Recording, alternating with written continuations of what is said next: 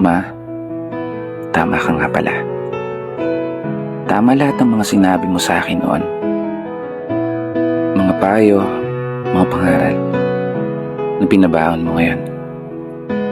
Na darating yung panahon na kailangan kong harapin yung mga pagsubok at hamon ng mag-isa, nang walang inaasahang tulong mula sa iba.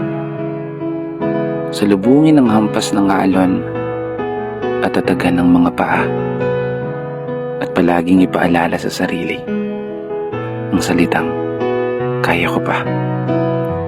Oo, kaya ko to. Gaya ng palaging sinasambit mo. Simula nung nasa sinapupunan pa lamang hanggang ako'y karga mo. Pinapakain, nililiguan, pinapatulog gamit ang iyong tinig. Paborito kong himig habang mga mata mo'y nakatitig. Hanggang sa nagkaisip, mga kamay mo pa rin ang aking hilig. Hawakan sa tuwing takot ay sumisilip. Nakakaiyak naman to. Sa bawat umaga na boses mo ang gumigising, palaging nagpapaalala na maliliit ka na naman, bata ka, ano ka na.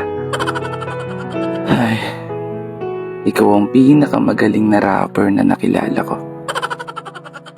Okay, balik tayo. Seryoso na. Ikaw nga pala yung nanay ko. Isang ilaw ng tahanan na nagpaliwanag ng buhay ko.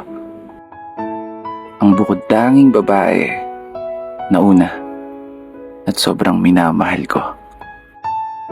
Isang babae na habang buhay iingatan ko. Kaya sana ma, bagal-bagalan mo yung pagtanda mo ha. Pangako, ipapanalo ko to.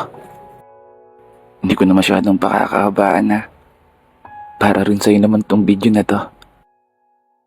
Kasi tama naman lahat talaga ng sinabi mo. Malayo na ako sa'yo. Malayo ka rin sa pamilya mo. Kasi kailangan mo magtrabaho para sa amin.